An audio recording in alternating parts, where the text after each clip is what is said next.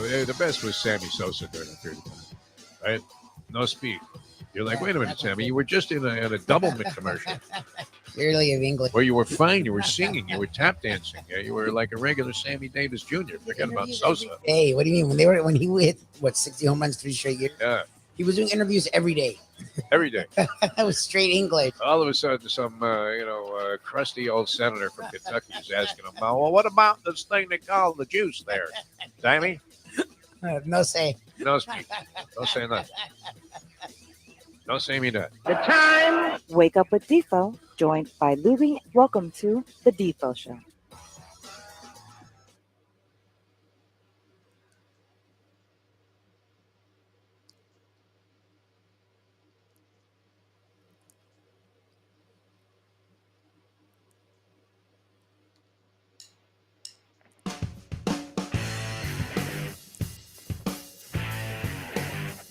All right.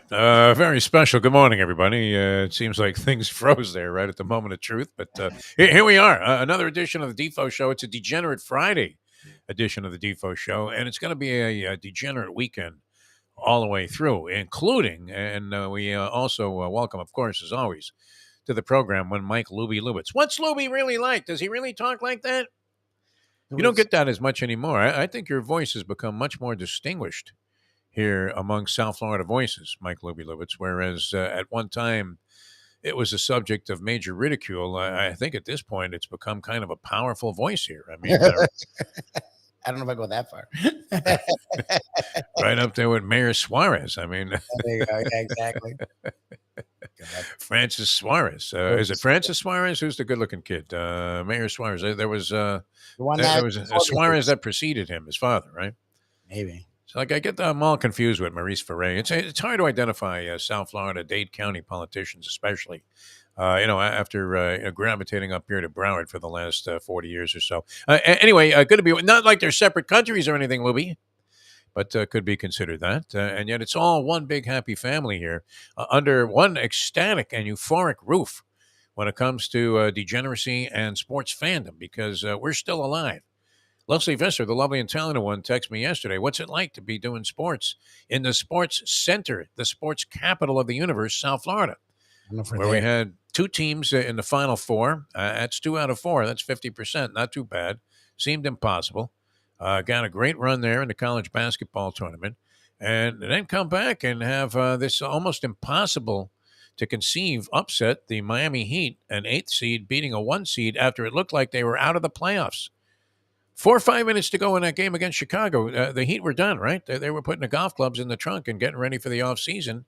And Pat Riley was going to have to consider whether he wants to take this anymore, because it looked like they were going to be in for more of the same next year, which is, somewhere in sub-mediocrity by the standards that they normally operate by, which is to try and win a championship every year. It was close to impossible to conceive of.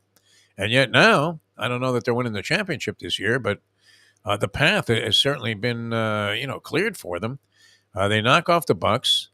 Now they're sitting there, and instead of having to face both Philadelphia and Boston to get to the NBA Finals, possibly, those 2 teams are going to do each other in. One of them is going to be gone, and you get a much softer spot landing in there against the New York Knicks instead of having to face either Boston or Philadelphia. A series that you would have to think that the Heat have more than a fighting chance. I would imagine that they're slight underdogs in the series.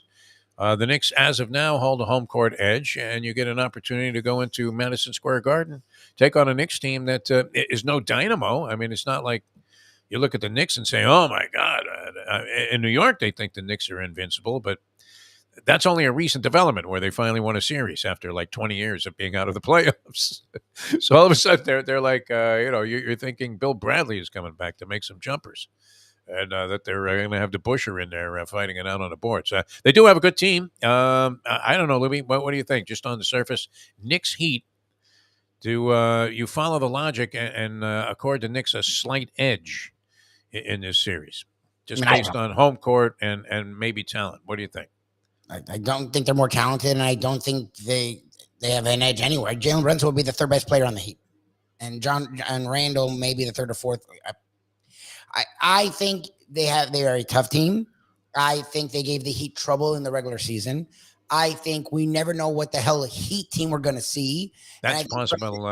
That's true. Also, I would I say. think from the Knicks, you get pretty much the same thing every night. And that's where I guess if you want to give them an edge because they're more consistent, you don't have Jimmy Butler. And the rest of the league and the national media and the fans of other teams can continue to ignore who he is and what he is. I'm not sure that's being done anymore. It is. I think that 56-point game was the final, thing that It is. cemented the idea that, wait a minute, you cannot discount Jimmy Butler as one of the all-time great playoff performers in No, it NBA is. history. And you didn't watch anything yesterday. They literally didn't talk about the Heat at all for like the first 30 minutes of most of the debate shows. SportsCenter did, but the debate I'm not sure you can gauge any foundation and truth. I mean, these debate shows on ESPN, especially, and I guess Fox Sports, that they may as well be originating with Tucker Carlson and Fox News. No, I'm not saying it's largely based on fantasy sports coverage. What I'm saying is the national opinion hasn't changed. They like saying Jimmy Butler's tough and he's hardworking and wow, he's great. And then the next series they forget it because it's what's happened. Like Stephen A. And that was as much of a loudmouth as he is. I actually respect his basketball opinion. Like when he's not yelling, he actually has a clue about basketball. He had, and I get it. He's a Knicks fan, so he's now trying to figure out: do I yell and scream about the Knicks, or do I actually have logic? So he's gone this way, where I'm just going to yell about the Knicks, even though all he's done is give the Knicks shit for the last 2 decades. They won one series, and now they're a fucking juggernaut. Jimmy Butler won't be able to win in the Garden. Jimmy Butler, who went into LA who's gone into LA and won. Jimmy Butler, who's gone into Boston multiple series and won. Jimmy Butler, who went into Milwaukee, where they have thousands of people sitting on a fucking grass outside on top of their arena, has won. But the Garden, where where they haven't won in fucking 50 years, that's where Jimmy can't win. So it's like, okay, look, I like that they do that. Those kind of statements, though, in sports talk debate shows are really nonsensical. It's stupid. Yeah, I mean, it was like the old debate with the Heat, which was so ridiculous and it fueled the airwaves for the better part of a couple of years. When people were debating, well, whose team is the Miami Heat? Is it Dwayne Wade's team or LeBron's team? Those are some of the dumbest things that are ever brought up on sports talk shows. The idea that Jimmy Butler can't win in Madison Square Garden is ridiculous, as you just very in detail illustrated here, Lubie, because, why would the Garden be any different for this guy? You would think he would relish it even more. Seems to love this kind of spotlight. He likes this kind of tension. He operates out of, it seems like, the negativity sort of, I hate to say it, but, the old chip on his shoulder attitude that you guys continue to doubt me and I will continue to prove you wrong. That sort of thing, which is a weird attitude to operate by, but it is successful for some people, and it seems to work for Jimmy Butler.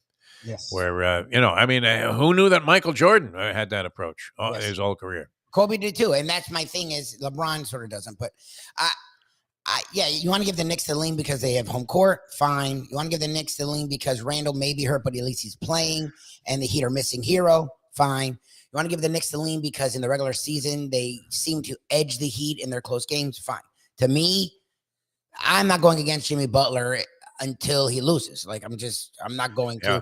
Now I'm nervous. I'm not cocky about this series. I'm not assuming they're going to win in a sweep or anything. I would expect it to be, a very close call. I think it'll be a tough series. Either way, yeah. And we'll see. We'll see. To me, and again, I don't know if I sound biased, it's about the Heat. And I'm not trying to be, I know Knicks fans have forgotten the Heat exists. See, you couldn't make that statement on your Twitter account without being pummeled, absolutely attacked by Knicks fans. Yeah, they'd lose it. Saying that, hey, as if we don't matter. They just beat the Cavaliers, a pretty good team. The Cavs are not the Bucks, and they beat the Bucks in 5. Anyways, it's about the Heat. I'm sorry, it is. When their bench guys, when Kyle Lowry and Caleb Martin and Gabe Vincent, who takes turn between being a starter and a bench, show up and give Butler any help. Kevin Love to an extent, yeah. Even Bam, who's a starter but is a role player for some reason. When they give Butler help, the Heat were a fucking 1 seed. Like they were away from the finals. Like it's the same team, guys. PJ Tucker didn't make that big of a difference. Well, it seems like they did literally awaken from the dead, though, after that Chicago game, where they couldn't find the bucket. They couldn't throw the proverbial beach ball into the ocean off the Dania Pier. most of the season. A lousy shooting club. All of a sudden, they're shooting lights out, especially in clutch situations. So a different team for sure. I would say this. Let me put the kiss of death on the Miami Heat. Because the last time we made predictions here on this program, we go back. Do we have tape of Wednesday's program? Where, I mean, and what do? We really blew it yesterday. I was thinking, well, we should have made an omelet and just put it on our face and done the show behind, a face full of egg the entire time. And, or, what we had suggested, and many people were happy that we didn't go this route, and that the decision was overruled by upper level management, which is us here at South Florida Live. We were going to do the show naked. We were thinking about that. That the embarrassment was so high after we had predicted disaster, that the Heat would get annihilated by the Milwaukee Bucks, and that the Panthers were finished, that it was over, that it was time to reassess whether the French Joe Philbin should come back for another season, or should we fire another guy who would then go on to win like Stanley Cups with 3 different teams.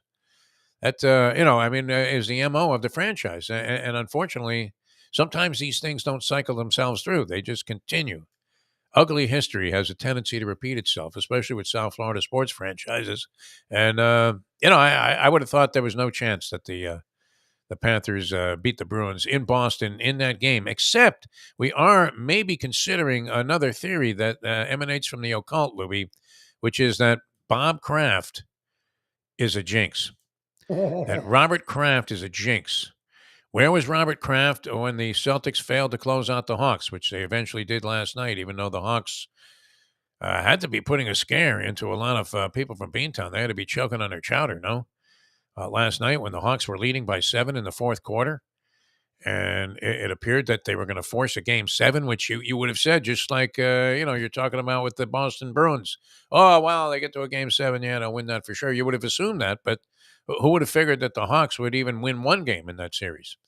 Against maybe one, right? Or the Celtics, I don't know that they ever mail one in the postseason, but, I didn't think the Hawks could stay with the Celtics like that, did you? Where, they lose it in 6 games, but we're right there in Game 6 and on the precipice. I mean, just right there on the cusp of forcing a Game 7, which, I'm more inclined to believe anything can happen at that point. That even a choking dog team like the Atlanta Hawks, a coach-killing player like Trae Young, could possibly get his team past the Boston Celtics. That would have really been something. And then think about that. You would have had a 3 versus a 7 and a 5 versus an 8 as the remaining seeds in the East, which appeared to be Chalk City all the way through. So that's interesting. I mean, we're still alive there. And then think about this. We were talking about this on Defo and 5, Lubie, earlier this morning on 5 Reasons Sports Network. And that is, I mean, we had the first round of the NFL draft last night. Yes, we did. This is an area where, when I came here, I could not believe.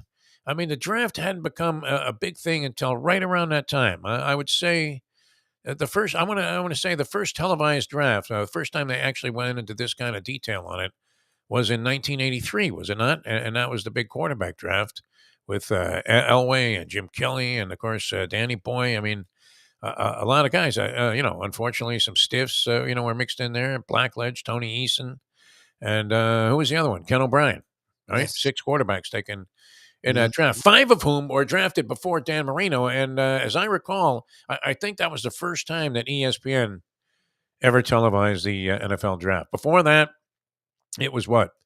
You would find out who your team picked in the agate section underneath the British soccer scores in the newspaper back when they actually had an agate section. I guess the whole thing is done in agate now, is it not? Because they try to squeeze the entire sports section into one page. You don't have a lot of space to work with, Whitey. No, get it all in. Yeah, no, lower the case of the type. All agate. That's why I dig my New York Post, man. I mean, it's like 18 inches thick here today. With all kinds of stuff. But anyway, yeah, I mean, we needed like dental records to identify ourselves after predicting that the Heat and the Panthers would both go down. So now you're on board saying that the Cats win tonight, force a Game 7, then go out in Game 7. Yes, that's what I feel. I feel like it's tough to see them losing all, and I get it. Home ice doesn't only matter so much in hockey. It's still home ice. They lose all 3 home games. That's tough for me to fathom. They can do it. It's Bobrovsky that's probably going to be in net, so you never know what you're going to get from him. But Bobrovsky has become the Gump for this yeah, team now. I mean, they still got he's great not leaving the goals. pipes. I That mean, thing with Alex Lyon, that is a forgotten and distant memory. Hey, remember that kid? Who the hell was he? He was like in junior hockey for 38 years, kind of like this guy Maggi that came up with the Pirates. You see that story? He came up and struck out in a pinch hitting role. He had been in the minors for 13 years, this guy.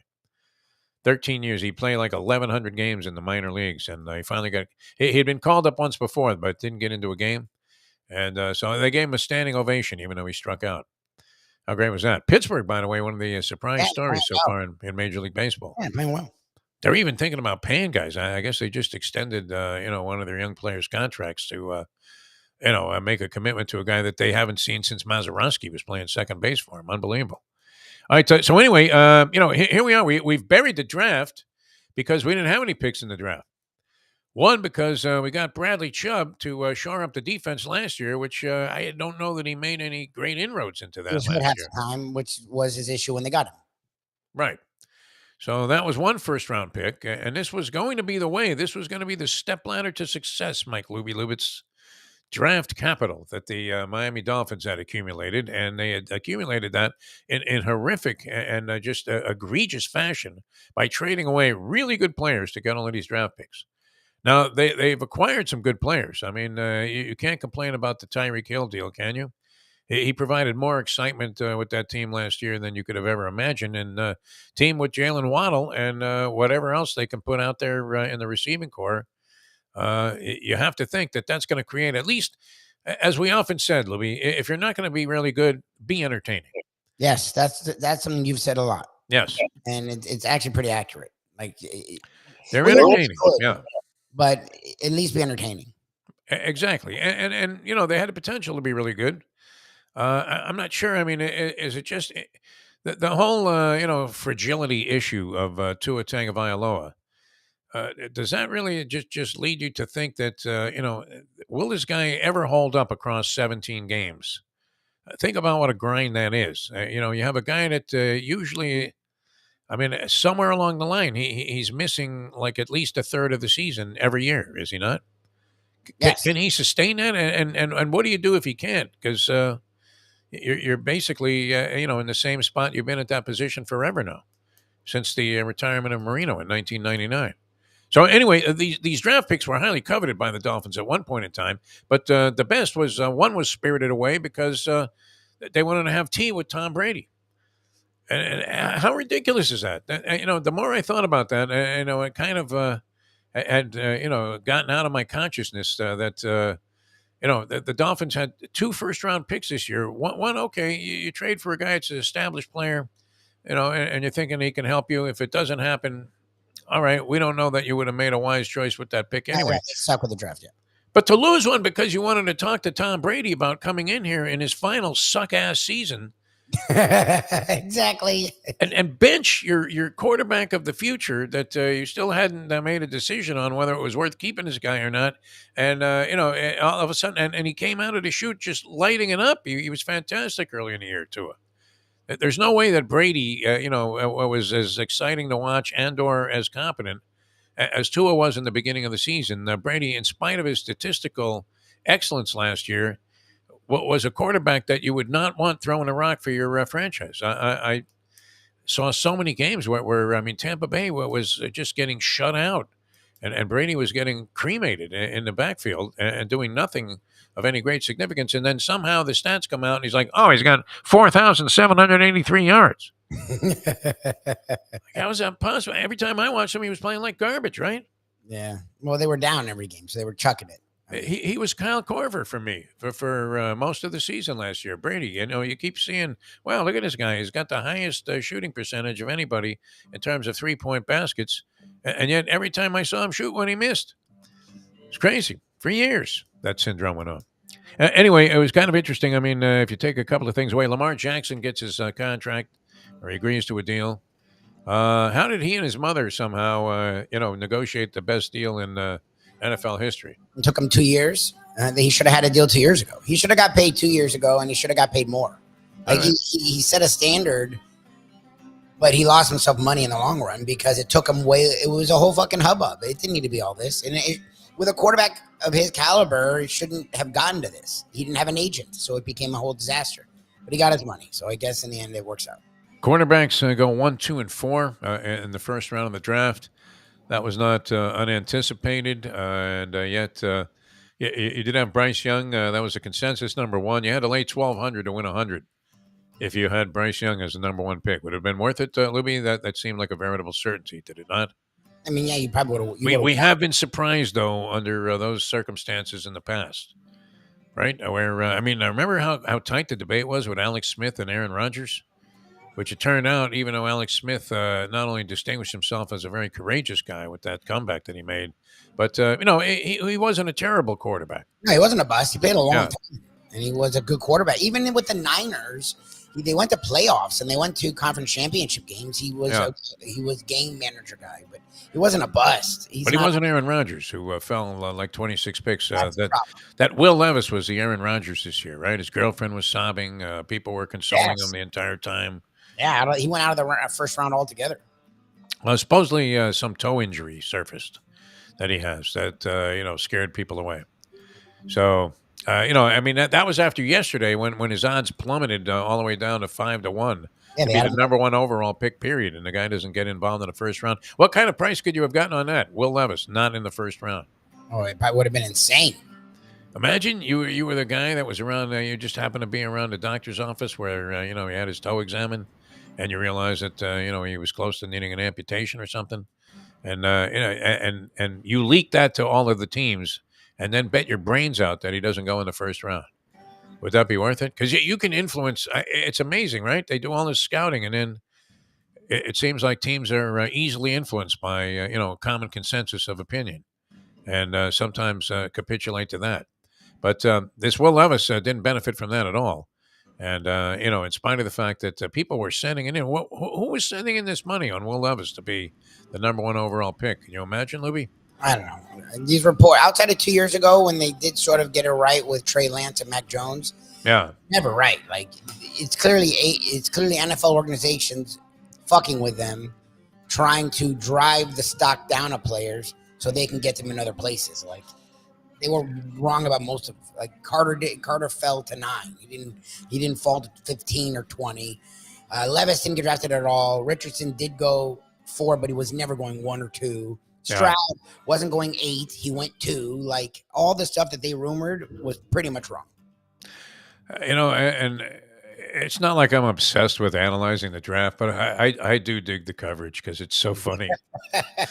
You got Mike Greenberg just babbling away. Louis Riddick, I mean, he's become the Hubie Brown of NFL drafts, where every pick is a stroke of genius.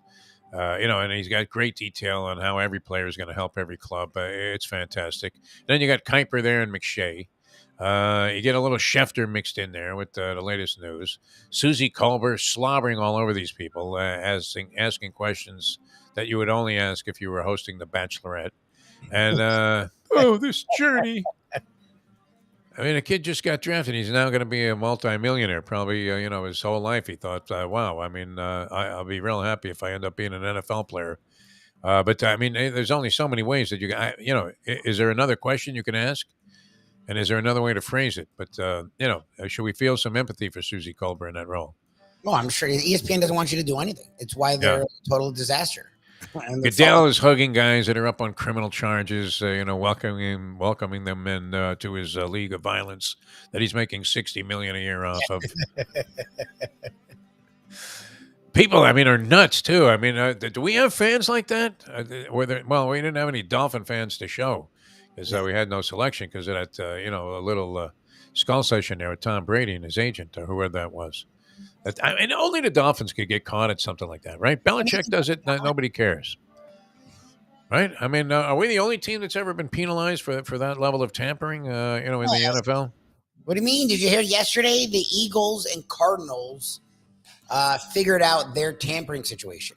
I don't know what the fuck that means. What does that mean? Like, what's different about that situation than with the Dolphins? Like, I don't get it. Like, they were allowed to investigate it themselves. Yeah. And decide it themselves. And they came to the conclusion that, yeah, we did it. But Because nothing. they knew it all along, right? It was Barzini all along. I don't get. I don't understand how that. Like the Dolphins lose a first round pick for not getting a guy. Yeah. Eagles and Cardinals, I don't know what tampering they're talking. Oh, the coach. When they took the Eagles defensive coordinator, Gannon, Yes. and he became the Cardinals head coach this offseason, which we're still in. The offseason's still going on now. They were allowed themselves to decide it. But the Dolphins don't, and they took the coach. The coach went from there to the Cardinals. The Dolphins did not get Tom Brady. The meeting has only been rumored. There's not actual it was still not. There wasn't video of them in this fucking meeting. Brady did not go to the Dolphins. He didn't even have a tryout or anything with the Dolphins. And the He might have just thought he was going for a boat ride that day. Who the hell knows, right? Whatever happened, the Dolphins didn't get him. Yeah. And they lose the first round. Like, I don't understand. I'm so confused. They got the guy, and they're allowed to decide. The Dolphins. Well, there goes the Super Bowl, Lubie, right? Because we had no picks. I don't understand. So, I mean, and it is amazing. At least with little interest in the NFL draft on the part of the local people here, we still have a couple of big stories brewing here. One of which will be writing another chapter tonight. Now, if the Panthers lose, I mean, how deflated will you be overall? Because here they are; they're in there with a real shot to redeem themselves after playing a couple of really lousy games at home in the previous two that were staged here at the Florida Live Arena. So, yeah, I mean, you would have to think that the law of averages would balance out here a little bit and on home ice. Although two series now that are taking place, Eastern Conference, are both 4 out of 5 won by the road team. All right, we're coming back with more right here. Just getting started on a Degenerate Friday. If we buried you last Wednesday, believe me, you have our promise that we will attempt never to do that again. Does that mean we stop giving predictions here on the show? We're picks again. So we are clearly going to do it again. We have other experts who are better suited to make these kind of selections. The Greek's going to join us. The man's been on fire all year long. I mean, he's been on fire his entire life. And he's going to join us here shortly. We have the professor with a big board. Could it be the big board of NFL first-round draft blunders? Would that be appropriate? Be horrible, but I'm not going to speak to it because then we'll either nail it and he'll be pissed, or we'll look disappointed because it's not what we're saying. And I mean, whatever it is, that's his choice there. He has complete artistic and creative freedom on this thing. 100%. So, I mean, who's to question it? I mean, the number of weeks that he's just knocked it out of the park, is admirable, right? Not every show is going to be brilliant. You know that, Lubie, from doing this for so many years. This one might qualify as being in that category. Although we're about to pick up the tempo here quite a bit here with the Greek, and then the professor and a big board. And is a gambling gourmet on board here today, Mr. Gulfstream Park? Yeah, from what I know. Okay, good. All right, because it's only a week away now, a week and a day. First Saturday in May. There was a tragic story, by the way, in Kentucky Derby Preps, where a horse called Wild on Ice, who was going to be ridden by a guy named Ken Tohill. This guy was going to have his big moment riding in the Kentucky Derby. He's been like a Midwest jockey for a long period of time. Our buddy from Hialeah Park, who always helps out Frank Fiore with the boxing, John Hernandez, is like a publicist for, I don't know, what is it, Prairie Meadows, wherever this horse was doing most of his campaigning. And the horse, unfortunately, had an accident in training and had to be euthanized. And Tohill, and John had illustrated this on social media, that NBC was out there doing this, kind of Cinderella story about this Midwest jockey, much like Sonny Leon last year, came out of nowhere and won the Kentucky Derby. So, in prep for that, they were doing a feature on this guy. And I know, unfortunately, I mean, it kind of rips your guts out to see that story come, to such a tragic end. But that's part of the game, I guess. And, sir, it's tough to condone, but nonetheless, I mean, it is a game that we love. And we'll be out there later on Gulfstream Park and chowing down on some of that good food from Joe Beja later on as well. Mayo already put in a call on that because he's real good about giving the people a heads up. Oh, he is. I mean, he's great about this. He's the king of the heads up. He gives a heads up even when he doesn't have to give a heads up. Exactly, yeah. That's They good. don't I care. mean, a guy who was prepared. I mean, unlike the slovenly approach that we take to life.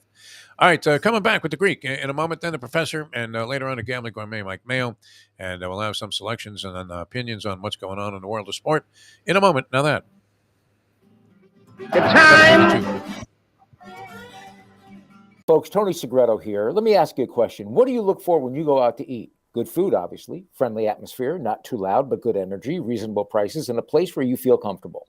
All those ingredients, no pun meant there, are hard to find unless you're talking about the Texas Roadhouse. You see, they encompass all of those attributes. Really, really good food, amazing atmosphere, good for a family, good for a date, or just a night out for yourself, and prices that will make you extremely happy. Their ribs unmatched. Steaks hand cut every day.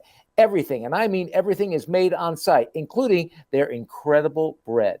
It's the one day, folks, that you can forget about low-carb diets. Trust me when I tell you, Texas Roadhouse, your restaurant, your destination when you say, where should we go and eat tonight? From the newly renovated sports bar to the beautiful bayside views captured at the Tiki Bar, Jimmy Johnson's Big Chill has it all. Located at mile marker 104, the Big Chill also offers waterfront dining while experiencing breathtaking sunset views of the Florida Keys. It's simply the hottest spot in the Keys to cool off. That's Jimmy Johnson's Big Chill at mile marker 104 in Key Largo. For more information, call today at 305-453-9066. I end up in Costco, though, to pick up the wine for the weekend. Last and this one coming up. Wow, and what a danger zone that place turns out to be, especially when there's impending doom. It's like a Gucci sale in Boca. It's bright. Welcome back to the Defo Show.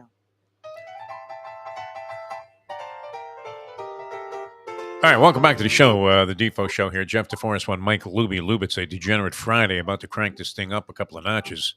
As it's always a pleasure to welcome this gentleman to the program. He joins us every Degenerate Friday, as he should, as a full-fledged card-carrying member of the Degenerate Brethren. We welcome to the show one of our favorites here, and a real man's man. The Greek joins us here on the program. Greek, how are you? Greek man. I'm doing great, buddy. How are you, pal? How are you guys doing today, Lubie? Greek Well, You guys doing good? we're hanging in there. I mean, we've been better. Our reputation certainly was not enhanced any with our selections from last Wednesday, when we said that you would find the results of both the Panthers-Bruins game and the Heat-Bucks game in the obituary column, that they'd be writing epitaphs for both teams. Of course, both teams won. I miscalculated yesterday. You were getting 2-1 on the money line on the Panthers, so your 100 would have been 300. Going to the Heat, who I think were 5-1 on the money line when the game finally went off, as 13-point dogs. Yeah. Why didn't we pull the trigger on that, Greek? Because we're schmucks. I mean, can you give us some kind of real definition as to what it is about people like I don't know about Lubie so much, but certainly me, just fueled by self-sabotage. You have a notion to go against your instincts and take the money line on the two dogs, and you don't do it. Yeah, not many. Anybody who tells you had the Heat is probably drinking NyQuil. That's true. I think very few, maybe with the points, but not money line. Yeah. And, Milwaukee is one of the best teams. They were favored. Some bad coaching. And, one thing you're noticing in these playoffs is a lot of these teams are getting big leads and then they lose them. Yes. In the fourth quarter. I mean, you're seeing that with everybody. Boston the other night, not last night, but the other night, they were up like 10, 3 minutes left, and they lose it. But, yeah, I don't think anybody tells you like they had the Heat the other night. That's not true. I mean, I don't believe it. I just don't. And, you look at the Heat with the injuries and Butler, you say, how many games can he keep scoring? And he just keeps doing it. And I think it's one of the greatest playoff performances we ever saw. That other night, we scored 56. I put that up against Jordan. Jordan, I edged it because he was against the Celtics and Bird and McHale and Paris. But, yeah, I mean, nobody thought this. And it's only happened 6 times since 1984 where 8 seed has beaten 1. So I don't believe that, anybody who says that. Like, people all the time, oh, I love the Heat. I had the Heat. No, Nobody did. Yeah. There's no way. Yeah. So we don't need to break out the dental records because we thought that the Heat had no chance then, because we were literally burnt beyond recognition after Wednesday's selections on the show here. They might beat the Knicks. I mean, it'll be an unbelievable year if they beat the Knicks because I think they can compete even with the injuries because Randall's hurt. But they might get back to the Eastern Conference Finals again with a year that was not good, which is amazing. But we both watch sports for years, and it's the same story in every sport. It's a team who gets hot at the end. Yep. It doesn't matter what you do in December or January. It's now. This is where you pay your rent. Yeah. And, Martin's playing great for the Heat. He's really stepped up. But it's a big surprise, and the next series is going to be good. I would think so. Now, were you, involved when the Knicks and the Heat had the big rivalry, late '90s, into 2000? Oh, yeah, definitely. I was in the 90s, I was at the Garden all the time, but down here, when they used to play, I mean, remember that Allen Houston shot when he hit that shot in the playoffs? Unforgettable, yeah.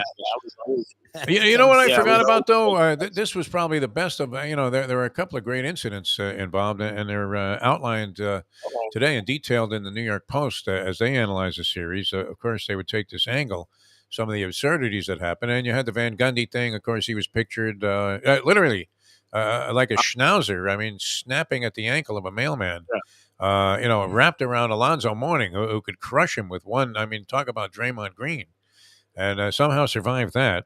But the dwarf bowling thing, I forgot about that with Charlie Ward and P.J. Brown. Do you remember that when the scuffle broke out and Charlie Ward low-bridged P.J. Brown, and he took him and tossed him into the stands. And then, like zombies, a bunch of Knicks came wandering off the bench, and they all got suspended for the next game. They ended up losing the series. Yep. Yeah, I remember that. Yep, that was in the corner. I mean, there's been a rivalry for years. It started, obviously, when Riley left to come down here. But it's going to be a good series. I mean, I'm surprised at the Knicks really don't have anything to Bronson. And, I'm surprised they beat Cleveland the way they did. I really am. And Randall was hurt. So we'll see. But it's going to be a good series. I think it'll be a dogfight, 6 games at least, maybe 7.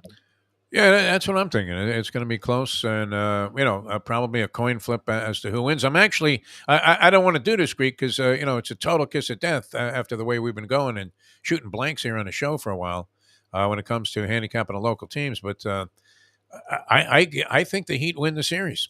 I do in either 6 or 7 games. So. Send it in on the Knicks, my friend. Send it in on the Knicks with that. I was going to say you're annoying me by They're that on and then next Saturday we got the Derby. Yes, sir. Now, you're not inclined to bet long shots in the Derby, are you? I would imagine. Do you change your philosophy and just bet all chalk? What? No way. No way. Are you kidding me? That's where you score. Which would be crazy? foolish anyway, because this is the best. Honestly, year round, in the entire year of sports degeneracy, this is your best bet that you can make, win or lose. You're putting your money into a proposition where you're getting enormous odds for what would normally take place under the same kind of circumstances. I agree. So I'm excited about the Derby and the Heat game. Obviously Sunday, and the next Saturday they're home, and Monday I'm going to try to get down to one of those games and see what happens. You're going to schlep all the way down to the whatever it is, Kezar Stadium now, and take in a playoff game. If I'm going to a Heat game, why am I going? You're smart. You answer. Babes. Of course. I'm not going to see the Heat. Yeah. I get out of that. Do you ever leave the players' lounge there or whatever they call that club that's off to the side? Do you ever get out of there and get to the seat? Doors lounge or something? I don't know. I'm supposed to take her next week. We'll see. I mean, I wouldn't go. I'm done with games, but she's a big Knicks fan, so. Oh, this is the new Mrs. Greek. Yeah, that's still going. Oh, excellent. I don't know if we want to call her Mrs. Greek. Deep, we'll just call her. Well, Deep moves very fast. Yeah. Relax, Deep. Yeah. Relax. Yeah, I mean, if you got a live one, Greek. Look what they did. They lingered forever with Lamar Jackson. A guy, thought about leaving the Ravens, and then insults start to be exchanged. Yeah. You got to make a commitment, kid. The price of eggs. I hope Lamar Jackson can make it. I worry about him making 270. Yeah. All right.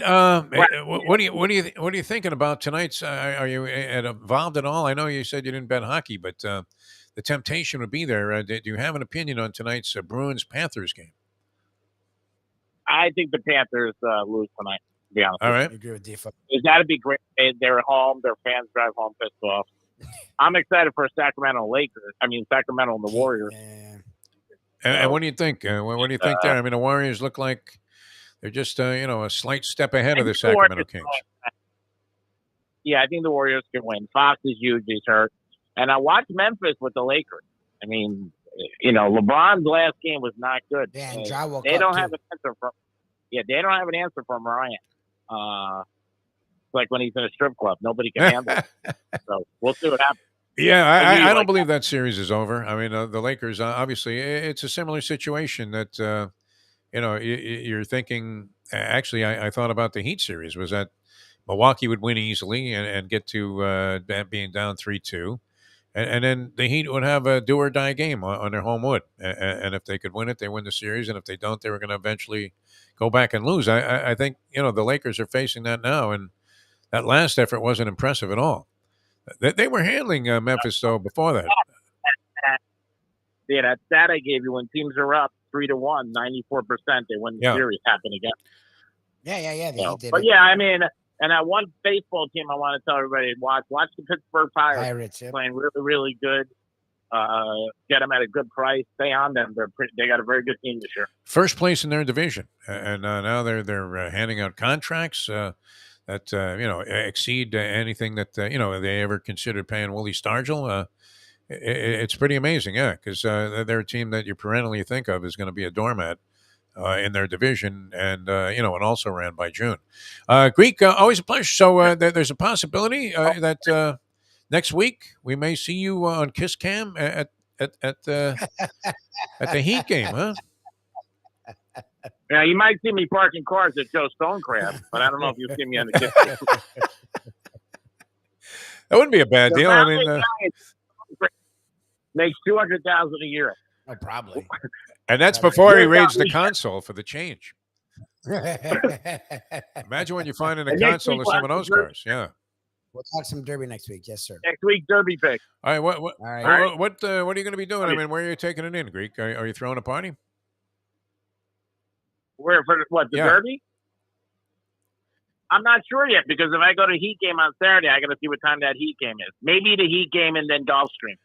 That's a beautiful doubleheader right there. That's among my favorite twin bills, especially if you can get the Heat game in the afternoon and then ride out to Gulfstream and catch a couple of races plus the Derby. That's perfect. All right, Greek, we love you, man. You're in good spirits. It's good to hear. It's good to hear, my friend. Love you, bro. All right. Love You're you. a great American, man. We love you too. He's degenerating again, seeing babes again. Yes. He's interested in being a gentleman again. Unbelievable. Thinking about taking her to a game. I can't imagine the Greek driving all the way down there, schlepping to that arena to see a basketball game, no? Even in the postseason? What do you think, Lubie? I mean, that's a long schlep. I guess, I keep thinking of him being in Palm Beach, but he's actually only in Boca. So he's in the Boca area. It's not that far. Would you ever take the Tri-Rail or any of that as far as transportation goes? I considered it. I don't. You still have to then get from there to the arena. So you still have to take an Uber of some kind. Yeah? Okay. So that's a waste of time is what you're saying. At the arena. You still have to get to the arena. Shouldn't the train drop you off right there? Yes, it should be like a real subway where it has stops near places and it's a 2 or 3 No, they walk. leave you out in the wilderness, man. I'm like, if you don't have like a bike chain to a fence when you get off the train, you're not getting home. And I mean, if you're strapped for cash and you can't afford it, otherwise you might have just taken an Uber the entire distance. No. That's you're not going to Uber to Orlando. I mean, if you're taking that bullet train, but the Orlando one's the one I'm curious because her sister lives in Orlando, and if they can get the price down, I'm down. The problem is right now, as it stands, it's still like half the money to drive. Why? How much are they charging to go to Orlando on the train? $100 and something a person. $100 a person? I think so. I think it's something like that. So it's like okay, and it's not that you could faster fly there right now. Right now, the train I think is still 2 to 3 hours. Oh yeah. Like the point of taking the train is that it's like super fast, so it's like an hour, and it's comparable to the gas you would spend. $50 and get me there in an hour and a half. I'm on the train. I'm in, but I think it's around 100. But then again, you would have to have the desire to go to Orlando, which was a proposition that was put before me just as recently as yesterday. Oh yeah, I made a mayo face. I made a face. It was just like, your friends there. I know you have good friends there, but and any friend of yours is a friend of mine, Mustang. But Orlando? Are you kidding me? Where you're swallowing mosquitoes that look like moths. I mean, it's insane. Sitting outside in the summertime in Orlando is, I mean, you talk about attack, by wild animals. It's crazy, right? I mean, just the insect life alone is enough to do you in. All right, we're coming back with the professor, and we'll have the gambling gourmet, Mike Mayo, coming up later on the program. Degenerate Friday continues here on the Defo Show. Hialeah Park. I mean, look, what a great place to take in the Derby this would be. We did it last year, and it was spectacular, man. I mean, and the people were going nuts, man, because they'll bet long shots there. They know that long shots come in. And, there were a bunch of guys there in the bar, in the Brass Rail Bar, and they had it. And, wow, it could not have been more festive. It was just unbelievable. And the vibe you get in there, it's like you're at the track. I mean, you may as well, you feel like you're at Churchill. It's that great. They're taking the Kentucky Derby in Hialeah Park. And they've done a wonderful job there. But with the champion simulcasting room, it's been fantastic. And the horse players love it. Look, probably harder than restaurant critics to please would be horse players. Is that something that you've seen over the years, Lubie? Where, no matter what, a horse player will complain about anything. Like, can you believe that? I mean, that exact only played 29.60. I should have had it 20 more times. It's exactly. Like, you just won $400. I'll trade places with you gladly. I mean, quit whining, quit your bitching, quit your belly aching. So they'll find anything to complain about, right? Can you believe this newsprint on the racing farm? I mean, ever since they changed it to this format, I got nothing but ink on my hands. All right, so take up another hobby. I don't know. I mean, look, it comes with the territory. But no complaints ever at the champion simulcasting room because they understand the psyche, the strange idiosyncratic mentality of the horse player, and they've catered to you, and so there would really be nothing to complain about. I mean, it's absolutely fantastic. And these hardcore guys that come in for that handicapping contest they have every year, they'd be the first to tell you if things weren't going right, and they all come away with the same impression. Wow, why didn't I discover this room before? It's absolutely great. And then on top of that, I mean, if you're a poker player, a great poker room and a casino, all your favorite Vegas-style games, great food and drink all over the place, terrific vibe, tremendous for all kinds of special events. Check out their catering and all of their special event planning that they can do for you at HialeahPark.com. Give them a call. They'll tell you. They'll take you on a tour. And you'll see, just like Lubie did, that would have been the place for him to get married. A storybook wedding would have began right there at Hialeah Park. Would have been great. Speaking of mosquitoes, I do remember that being one of the highlights of the wedding. All right. It's Hialeah Park. Great place to go. The professor was out there with us last year because there was a boxing thing on the same day as the Derby. Unbelievable. Yeah. What a good time. Great. All right, we're coming back. Speaking of the professor, he's joining us next in just a moment. A big board on tap on a Degenerate Friday as we return in a moment. Now that. The time. It's 7:49. Ponies in Style at Champions, the outstanding simulcasting room at beautiful Hialeah Park. Yes, the grand old lady of thoroughbred racing has never been more vibrant, and you can wager on the races from the top tracks around the country while enjoying a cocktail at the Brass Rail Bar or any of the fine food served throughout the facility. If poker is your game, you're covered in style, and you can play all your favorite Vegas-style games, including blackjack, craps, and roulette, in Hialeah Park's sizzling hot casino. Get a player's card when you walk through the door for all kinds of generous amenities, including our favorite, free play, when you come out to the ultimate casino and entertainment destination, Hialeah Park. These days, we're all looking for comfort anywhere we can find it. Thank goodness for Landlubbers Raw Bar and Grill in the Plantation, because they are making sure you are as comfortable as possible. First of all, they're not only open for delivery and pickup. All you have to do is go to landlubbersbarandgrill.com for both pickup and free delivery. You're going to have the best wings in the world. You're going to have a great burger. You're going to have their amazing soups. Again, Landlubbers, Raw Bar and Grill. It's nice and easy. Just go to landlubbersbarandgrill.com for both your pickup and free delivery. Thank goodness for Landlubbers for making you always feel right at home. Are you looking to buy your first home? Have you been turned down for a loan? Do you need to refinance or get money out of your home? Call Michael Kodsey, CEO of Choice Mortgage. He's been helping the South Florida community get mortgages for 30 years. Hi, this is Michael Kodsey, CEO of Choice Mortgage. We have the most competitive fixed rates in the market. Call me 24/7, 561-441-2730. And remember, I don't just work banking hours. To make the right choice for your home, call Choice Mortgage today. If Brian Flores had just kept his mouth shut, collected his $100,000 per loss checks, and done his job, that was what you were hired for, asshole. You weren't down here to compete. You weren't down here to try to win games. You were hired to lose games so we could get the number 1 pick in the draft, you piece of trash. And then you've got the nerve to sue your boss because you refused to lose your boss's instruction. And you know what? I hope you stay with the Pittsburgh Steelers, because I hope Joe Burrow kicks your ass twice a year for the rest of your life, because that's what you deserve for not doing your job, you piece of garbage. Well stated, Professor. All right, I can't even imagine where we're going with number 1.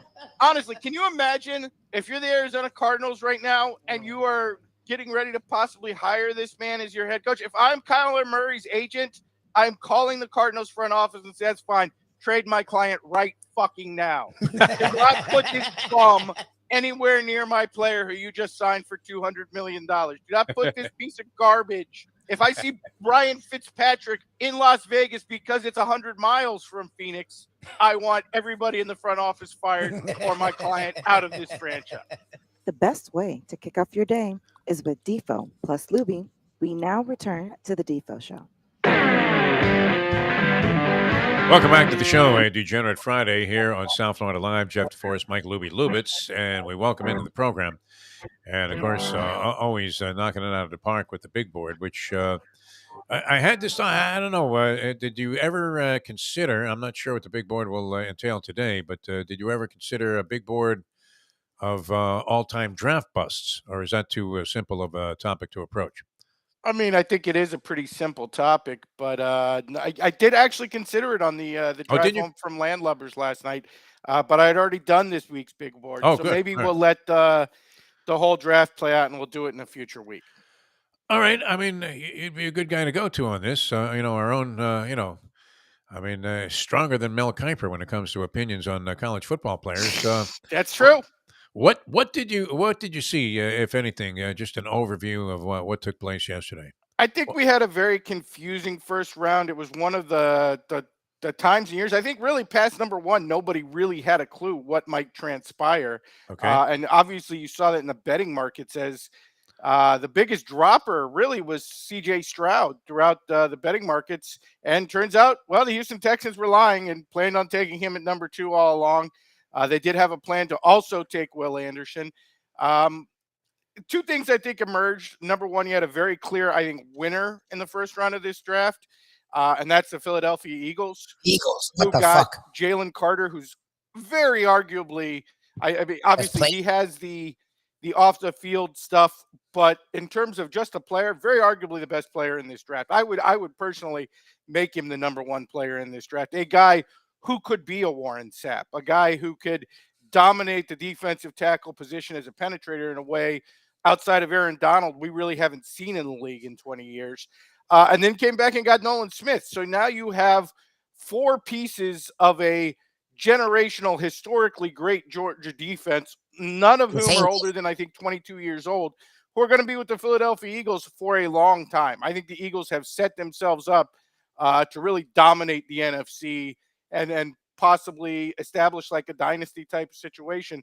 And then on the other hand, comes as no surprise, I think we have a clear loser of the first round, and that was absolutely the Detroit Lions, who took 2 players who projected out as like late second, early third round picks at number 12 and 19. Jahmyr Gibbs, a back, quite frankly, I'm glad went off the board at 12 because there were a lot of Dolphins fans who wanted him at 51, and I didn't like him at 51, honestly. Wow. Very limited third down back. I don't think he has any potential to be an every down back. And if you're the Lions, you already have DeAndre Swift, who's really good in that third down back role. He's not going to replace Jamal Williams as your every down back. You signed David Montgomery to that, so you're drafting into strength at position number 12. And then you come back and take Jack Campbell at number 19, who's the kind of linebacker who, like 30 years ago, yes, could have been a late first-round draft pick, but is very arguably outdated. He's a big, thumping, downhill inside linebacker who does not play well in space at all. Well, guess what? The linebacker position in the NFL these days is entirely about playing space, and his game does not translate. Now, look, if you're the Lions, are you hoping to recreate Chris Spielman? Yeah, sure. He was a great guy for you. But that was 30, 40 years ago. But you might as well be looking for a Dick Butkus type. You got Ray Nitschke or something, yeah. Hey, Nitschke, get in there. For a team that had defensive needs all over the field. Really, if someone was going to trade up to get Jalen Carter, it probably should have been the Detroit Lions, who have a huge need at defensive tackle, who needed a corner, who need a space linebacker. And the kid from Arkansas was sitting there. I don't understand what they were doing at all. There are a couple other drafts I liked and disliked. They were thrilled, by the way. Did you see the celebration? Clear loser. Yeah, they're also thrilled that Dan Campbell is their coach. So clearly, I figured the Campbell pick was because that guy was Campbell's son. But well, I mean, he kind of looks like him. So again, you have a pair of outdated morons. I feel like 50 years of losing has broken this team's brain, and clearly shattered their fan base. I thought they were the clear loser of the first round with all the power in the world. And again, I thought the Eagles were the clear winner, as mentioned by one of our listeners there. Christian Gonzalez would have been a perfect fit. A guy who dropped and ended up, unfortunately, with the Patriots, because he's going to end up being great as the single cover guy in Belichick's defense. I thought, again, clear winner, clear loser in the first round. Do you think it was worth it for the Dolphins to have that conversation with Tom Brady on Ross's yacht? Again, I feel like everybody's blaming the wrong people for this. It's Brian Flores' fucking fault. Blame who's responsible. Now, if you want to say it's Stephen Ross's fault for hiring Brian Flores, for having a conversation with human pile of garbage Brian Flores, the Manchurian coach, as we accurately predicted on this show, I think the first Friday after he was hired for this team, that he would be here to destroy the franchise. That's absolutely what he's done. But place the blame where it belongs, clearly on the shoulders of one Brian Flores. Yeah, it was a guy who sues the NFL based on stuff that happened to Eric Bieniemy. Yeah, it's other guys, not him. Yeah. He keeps getting jobs. Right. He gets jobs right and left, this guy. The one black coach who has never been discriminated at all in the NFL. I mean, honestly, he should have gotten Art Shell as like his co-defendant so that you could have the only two black coaches in history who haven't really faced a discrimination problem. Teaming up to sue the NFL based on what's happened to a fleet of other black coaches. Yeah, amazing. exactly. All right, the professor with us here on a Degenerate Friday. Were you like us? I mean, both Lubie and I are rarely in agreement. And yet, we both had the Panthers and the Heat getting buried on Wednesday night. An absolute burial. Well, you know what? On board with us honestly, I watched the last couple of Heat games very intently. And I got to say, outside of, Jimmy Butler, just otherworldly. I mean, this guy, I don't really understand how a dude who, he's a really good regular season player, but this dude every year goes from like a top 20 NBA player to like a top 2 NBA player every year goes ahead. Outside of him, I thought it was really, this whole Milwaukee series was a throwback to the big 3 years. And by that, I mean a throwback to the spirit that Pat Riley and Eric Spoelstra created by bringing in a lot of Duke scum. And much in the spirit of Shane Battier, went out there to play dirty, to play cheap, to try to draw a bunch of bullshit charges and intentionally injure other teams' players. And they very successfully did that. I could definitely see Shane Battier sliding under Giannis and injuring him like they managed to successfully do. So, yes, a very much in the spirit of the Heat as a team full of rat-faced scum with Shane Battier and McGriddles and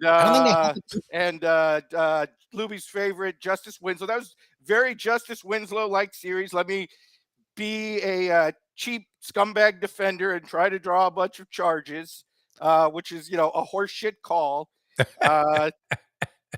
So very much in the spirit of the big three Miami Heat there, with Jimmy Butler doing everything and everybody else playing cheap, low effort, let me try to intentionally injure players, fake defense.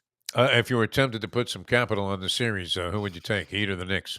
I mean, honestly, Lubie and I were talking about it last night, and if there is anybody who is prepared to match up with a Knicks team that is led by a short, fat, slow point guard, it's the Miami Heat. I mean, Kyle Lowry, this is your moment to shine. Yeah. I mean, honestly, He looks athletic compared to this guy. Jalen Brunson is like he might as well be Kyle Lowry's kid, honestly. They're the same guy. They even went to the same school that had like the same. I mean, Brunson won a national title and Lowry didn't, but Lowry's team went into a tournament favored for the national title. Ended up losing to the Florida Gators, who won it that year. But really, I mean, Kyle Lowry, if you're ever going to come through, I mean, obviously Kyle Lowry has come through several times in the city of Miami. Unfortunately, it's always at prime 112. If you're ever going to pay big dividends for the Miami Heat, it's matching up against I mean, really, you go back and look at Rick Brunson, and Jalen looks much more like Kyle Lowry than he does Rick Brunson. Since they're both Philadelphia schools, if I were Jalen, if I were Rick, I might be looking at my wife a little side eye. Over Jalen, to be honest. But Kyle Lowry, this is your opportunity to prove you are not completely worthless as a member of the Miami Heat, as you are playing your 10 years junior mirror. So yeah, I think you really got to give the Heat a very fighting chance in this matchup. On top of it, Bam should be just about an ideal matchup for Julius Randle. But both Kentucky guys, there's a lot of similarities here. The one thing is, can Jimmy Butler be a superhero again? We saw this all last year in the playoffs, where the Heat went through like 3 series worth of, well, yeah, we're going to win games where Jimmy Butler goes for 40, and we're probably going to lose games where he doesn't. Probably a very similar series here. So we'll see. Can Jimmy Butler continue to be honestly, I don't even know how to comp him, because there really hasn't been a guy who's gotten this many buckets off 2-point baskets in like 2 decades. Years, so I mean, honestly, can Jimmy Butler continue to be this reincarnated early 90s superstar, which hopefully he can, in which case I think the Heat will have a very fighting chance in this series. Doesn't Thibodeau look like some busted out degenerate horse player at this point? That just I mean, the thought of waking up upsets him because he knows he's going to have a losing day. Dating back to the Bulls, Tom Thibodeau is like the most successful dude I could think who always looks fucking angry. He looks miserable, doesn't he? I mean, like, he looks like the guy on the before part of these pharmaceutical commercials. I mean, I remember when he really turned the Bulls around with Derrick Rose. Yeah. And eventually they fired him because basically the entire Bulls roster hated him. And you looked at the look on his face and go, yeah, of course they hated him. Look how angry he looks all the time on the sideline. I mean, they took like a 20-win team and turned them into like a 60-win team that went toe-to-toe with those great Heat teams. But always like this pissed off look on his face. Yeah, he's dressing, now that they've got more casual, the coaches aren't wearing suits. I mean, he really looks like a schlep. There on the sidelines. He got like some Lou Carnesecca type sweater that he wears all the time. And I mean, he looks like he's in pain. I mean, right.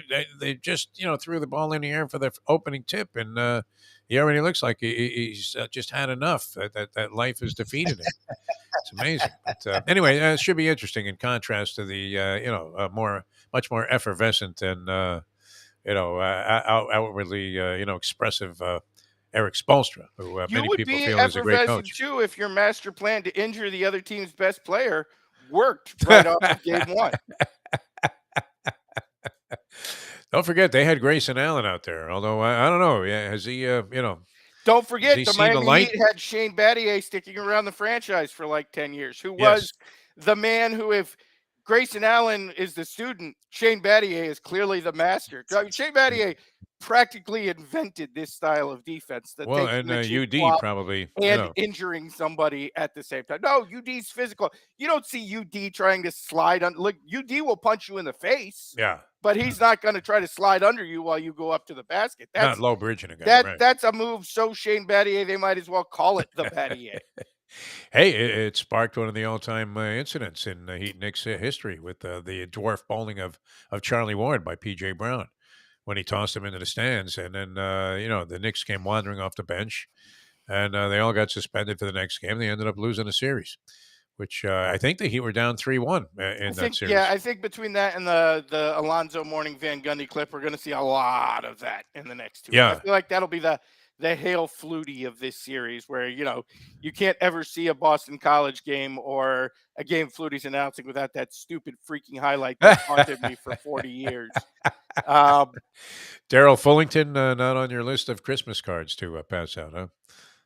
Remember, he was the guy they threw the ball right over his head. And, it's funny. We've actually met a bunch of BC people who were involved in that game. Troy, Q Williams, who's was on that team, and I'm sorry, they were great guys, but still, Doug Flutie can go fuck himself, cheaty little midget. Well, now that he's pushing this, phony Viagra or whatever it is with Frank and Thomas. endorsing Herschel Walker. Yeah. Don't forget that.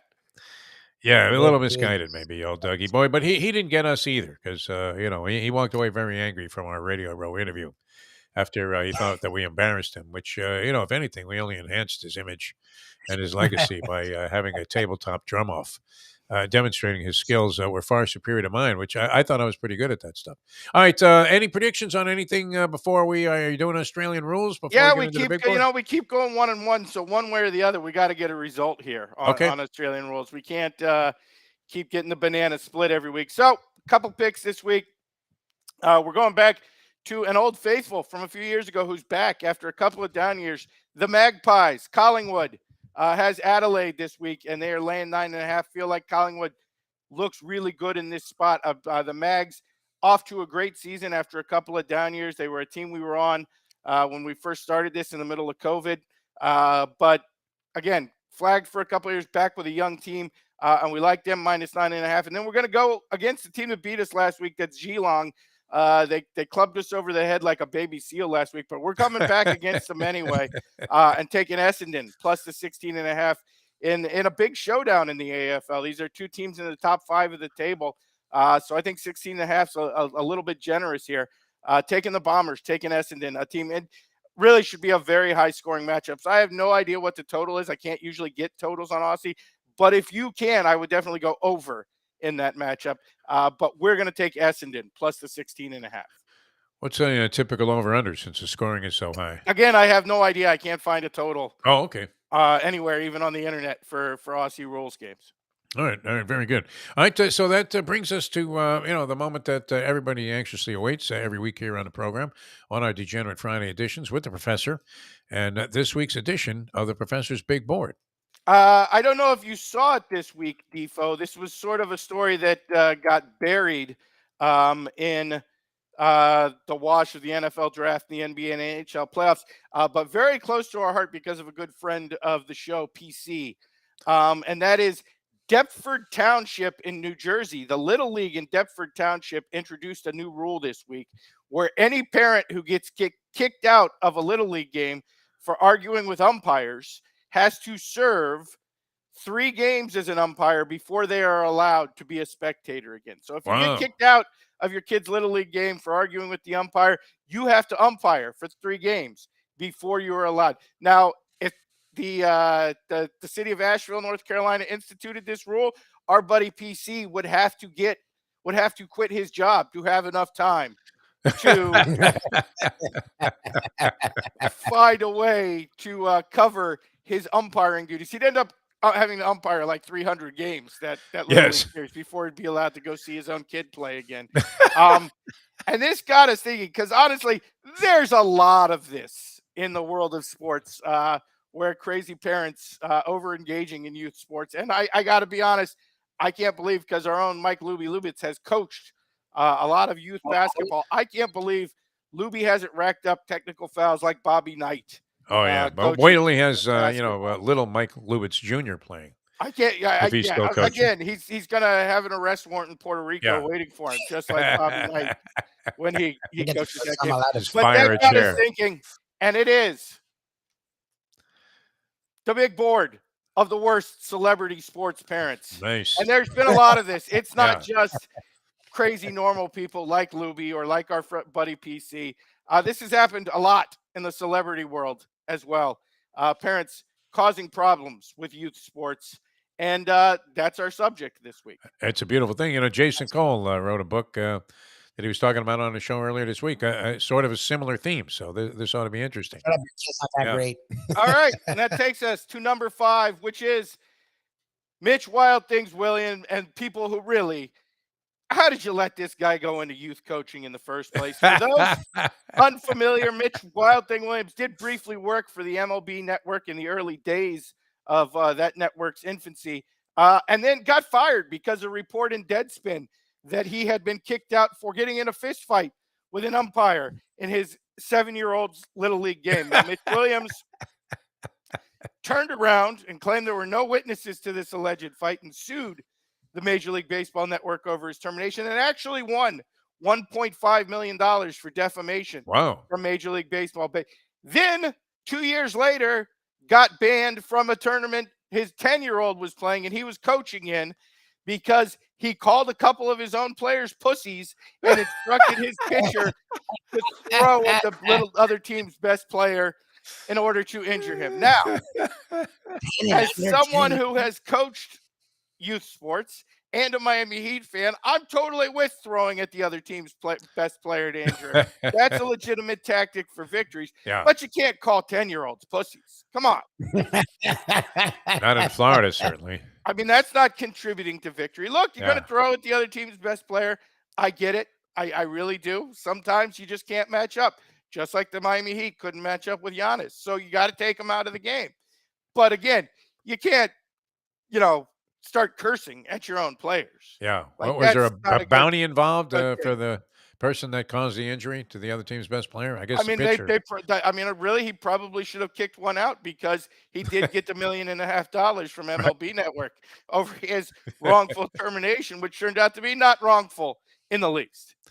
All right, Mitch Williams, the Wild Thing, making the list today on the Professor's Big Board and coming in at the number 5 entry. Number 4. It takes us to number 4, which I think is probably the most obvious, at least in 2023, example of celebrity sports parents who are over-involved in their children's youth careers. And that, of course, is LeVar Ball and the Big Baller brand. Former New York Jet and college basketball player LeVar Ball, who, honestly, I don't know that Lonzo would be an all-star without the total and complete annihilation of his career by one LeVar Ball. But I do know Lonzo would be a lot wealthier if not for the participation of LeVar Ball. Yeah. Let's remember, Nike had a $70 million offer to Lonzo Ball coming out of college that was rejected so that they could start the Big Baller brand, which has been obviously just a huge success because everywhere you go, you see Big Baller brand shoes. Kids everywhere. Kids everywhere. And despite all of this, his son LaMelo is actually popular with a lot of younger players, probably the best player on the Charlotte Hornets, which I guess is sort of the equivalent of being the best player in a Christian school, in Christian middle school. Yeah. But I don't know that has translated, again, to the larger success of his marketing career. I know they do have that commercial they both do with Lily right now, which makes me wonder, do you have to hire LeVar in order for LaMelo to do a commercial for you?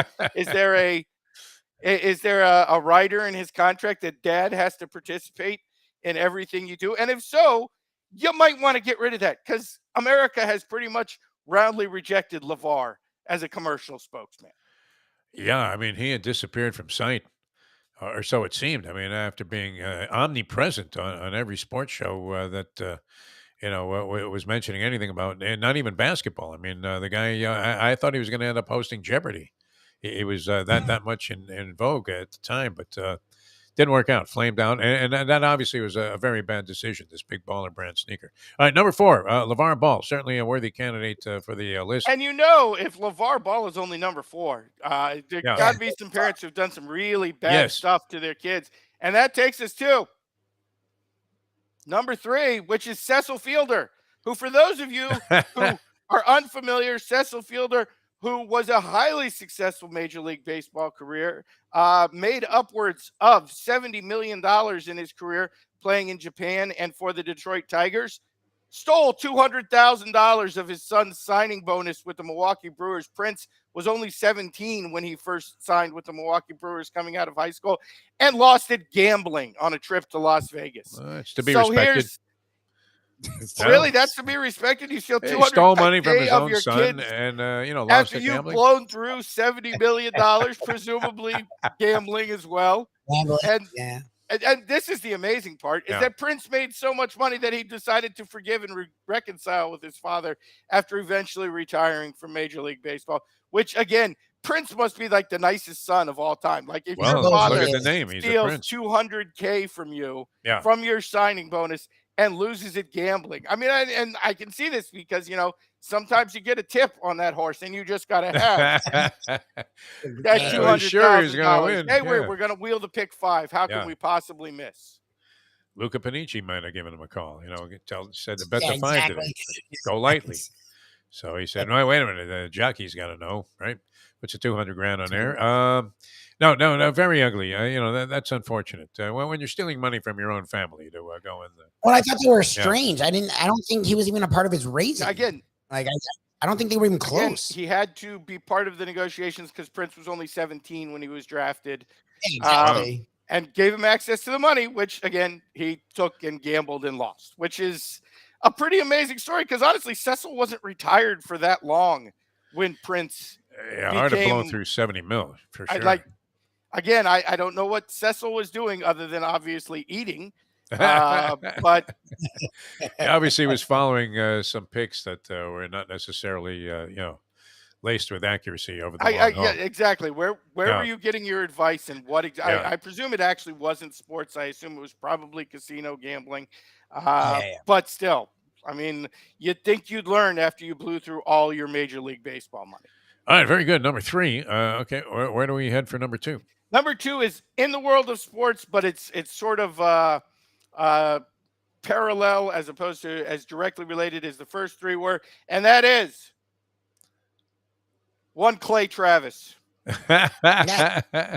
Little League Limbaugh. Clay Travis, who first brought his children to the attention of the world pre-COVID, when his children were kicked off a Delta flight coming from London back to the United States. Why? Because they had lice, which, again, nobody's trying to judge you as a parent because you have lice. Everybody knows kids are dirty little germ factories who get disgusting things like lice. But then when you go to the internet and you let your audience of millions know that you're unhappy with Delta Airlines because your children were kicked off a flight with lice, I think you're just exposing your kids to endless ridicule at school as the dirty children who weren't allowed on a plane because they had lice.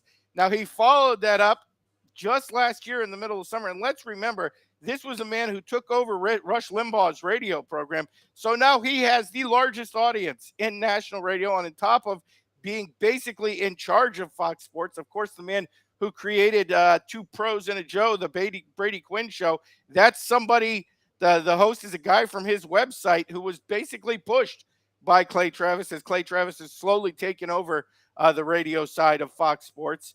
He went on air to his audience once again to complain about how his kid had been called out of a Little League game on a batter's interference call. And Clay Travis, after F-bombing the umpires a number of times, had been kicked out of the Little League game as a parent. Then he had the audacity to bring the umpire on for an interview and debate about whether or not his kid should have been called out on a batter's interference call during a Little League game. Now, I agree. Look, you probably don't see a lot of batter's interference called in a Little League game, but I didn't see the play. The kid might have, hit the catcher over the head with a bat for all I know. And given who his father is, it wouldn't be that particularly surprising. No, not at all. So again, when you are the guy who was gifted Rush Limbaugh's radio audience, again, tens of millions of people listen to this man every day, and you use it as a platform to complain about a Little League umpire's batter's interference call, that's some audacity right there. You almost got to admire the level of Little League busybody involved in that level of crybabying, complaining. I don't know. I mean, that's taking it to a new extreme. You would have to say. Are you kidding me? when you're using a major radio, international platform to complain about a little league umpire because of a call that you never hear invoked. I mean, Who you mentioned cares? PC. I mean, this would be, worse than his reaction to that infield fly rule thing that He's happened. still What was that? complaining The about Atlanta that. postseason Literally, series. he Yeah. complained about that like a week ago. Matt Holliday and the Braves. And that takes us to the number one story of Number worst one. sports parents, which I'm not even sure we can laugh at this. Yeah. But I have to say, how is this not the first thing we always talk about whenever this man's name is mentioned? And that is sex offender Karl Malone. For those of you who are unfamiliar, and I can't believe that everybody doesn't know this story, but somehow this story is still largely unknown. Karl Malone, when he was a 20-year-old college junior, got a 13-year-old pregnant. The young lady in question carried the baby, and eventually the girl grew up and became a college basketball star herself. As she was entering college, tried to resume her relationship with Karl Malone, at which point Karl Malone told her, "You're 18 now. I'm no longer financially responsible for you. I don't really have time for you in my life, so I don't want to resume our relationship." Again, now you can say what you want about social media these days, and no, we don't need to know every single detail of athletes' lives, but how this managed to be largely covered up for like 3 decades, I have no idea how that's possible. I don't know how this isn't the first thing you talk about with Karl Malone. I don't know how Karl Malone isn't a registered sex offender. Again, it wasn't like one of those situations where you were in high school and she was in. No, you were 20 years old and getting ready to declare for the NBA draft, and you knocked up a 13-year-old. Like, how does Karl Malone not have to go door to door and tell all his neighbors, "Hi, I'm Karl Malone. I'm a registered sex offender"? Sad, but apparently true, right?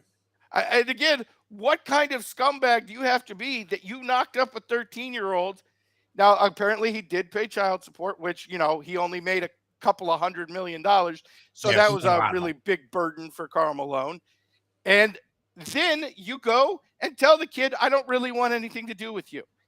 Again, what Beautiful level position. of scumbag do you have to? And again, this was a guy who throughout his career in the NBA was largely shown as the good guy, shown as the guy everybody liked. Karl Malone, very admirable man. No, again, a guy who should have been a registered sex offender. I don't get this in the least. Because if, honestly, I had a 6'9", 250-pound man who looks like he could beat an African lion to death with his bare hands as my neighbor, and that guy had a sexual predilection for 13-year-olds, I feel legally I want to know about that. It is a stretch. I mean, for sure. And maybe you should have been doing a stretch after that. But like you say, largely ignored. I mean, that would get Woody Allen off the hook for some of his strange sexual idiosyncrasies. Right? Again, at people knew Lakers about game, this. Yeah. at Lakers game, Woody Allen was only the second weirdest sex pervert in the arena that in day. the arena that day, because you had Karl Malone there. The mailman sending it in with the 13-year-old. Unbelievable. All right, Professor. Great stuff as always. Interesting, and with the social consciousness attachment to it also, which Again, was great. Just shut up and behave yourself at Little League games, people. Yeah. Like, it's not that big a deal. No, it's crazy. But I did find myself when Jesse was playing some t-ball, as much as I despise the whole concept of the Little League parent, I found myself, I had to stop myself from having an outburst towards the coach who had benched my kid after he had, unfortunately, one feeble at bat. But, nonetheless, I thought he should have been playing over some of the other kids, a.k.a. the coach's son.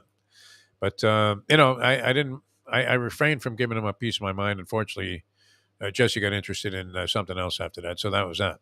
I didn't have to embarrass myself. But there is that instinct, I think, as a parent to just, wail on anybody, when he's involved or your daughter's involved in a Little League game. The worst would be if you put him in soccer, though. I mean, then you're to blame. And I've had this conversation in and around youth sports since I've gotten involved with it in the last couple of years. Let's be honest. The odds of your kid growing up to be a professional athlete are about the same as the odds of you winning Powerball. So you should probably take it with about as seriousness level as when you buy a Powerball ticket. I mean, the love of the game. That's what it's all about. Yeah. Particularly the ages we're largely talking about. If you're Mitch Williams, don't throw at the other player as much jokes as I like to make about it. Ordering I was the very serious beanball. about the dirty play by the Miami Heat in that Milwaukee series. All right, excellent stuff, Professor. Good luck with your Australian rules football wagers, and we'll see how right or wrong we are about the Heat and the Panthers over the next. Well, let's hope the Panthers. Well, can go keep it going after Panthers! tonight. Obviously, they're playing a Boston team, so do the right thing. And if you can't beat the Bruins, critically injure a couple of their players. I mean, I'm watching that Hawks Celtics game last night, and like in the last 2 minutes, once it becomes obvious that you're not going to win, you can't throw a ball into Jaylen Brown's face. Oh, how great was that? Yeah. He's 4 times in a row. Mask. Just fire one hard pass right into that nose and smush it up real good, so he's out for the rest of the playoffs. They did get him in the balls. They're close to it, Trae Young. Again, like I said, he's already wearing the mask. Just one bullet pass right onto the beak, finish him off for the playoffs. Like, is everybody going to do that now to save the timeout, right? Because you always think it's such a waste when they have to call a timeout because they can't inbound the ball. And it's a very generous allotment of 5 seconds the officials give him. It seems like he's waving the ball in the air for like 10 seconds, and then all of a sudden, has to turn and call a timeout. But just ram the, ball into the guy that's guarding you's, family jewels there. And unless it sticks, you're in good shape. That's less likely to cause a injury that's going to get rid of him for the playoffs. Where again, he's already got the mask on. Just fired in his face. One right into the beak. He's done for the rest of the playoffs. How not hard is that? Perfect. That thing, look, I know the Green Hornet mask that they all wear these days. I know it's got a little protection, but again, just one hard shot. One good, swift pass unexpectedly to the nose. Yeah, that's breakage city. All right. Thanks, Professor. Always a pleasure, my friend. Have a great weekend. All right. The Professor, ladies and gentlemen, here on the show. The big board, could have gone into a variety of areas there today, including that would be too simple, right? All-time number 1 draft bus. Not sure. I'm sure he'll do it at some point. Yeah. I mean, and maybe where they ended up. Although they ended up with a lot of money usually, right? Depending on the sport. Even if you don't make it in the NFL, what do they give you? A couple of years on the bench? And they finally, what'll happen with Zach Wilson? What do you think? What do they do with this guy? They keep him around at whatever salary he's making? He's got to be making what? Yeah, he's not making anything. Oh, no? They're just not going to extend him. You'll keep him, let him be a backup or whatever, and that's it. See if he shows any signs. I mean, he's on a cheap contract. There's no reason to just no reason to panic. All right, we're coming back with more. The Gambling Gourmet, Mike Mayo, going to join us in a little while here on the program, and we'll be out later on at Gulfstream Park. And then there's the Steel Working, which I think there's still time to get in on. We can still increase the numbers there of our trip down to 10 Palms for the Sunday brunch. And this is the thing we're doing with our Mike Mayo's Lunchbox show. Mayo himself will be, the parade leader out there. And for $40, you get in on the brunch, $40, and then, also add on tax and tip, which so it's going to cost you, $50, $55 for the whole thing. Great. I mean, you can't get a brunch like this for that kind of money. That's number one. And you can't get an experience like this at any other brunch, right? I mean, you could be overlooking a beach. You could be in some fancy schmancy place, with white glove service. Or you could be at the track, man, overlooking Gulfstream Park as the races are going on with simulcasting screens everywhere. I'm in heaven in the 10 Palms. I can't wait to get down there on Sunday. What's the deal now? Just have to let Mike know how many people are coming.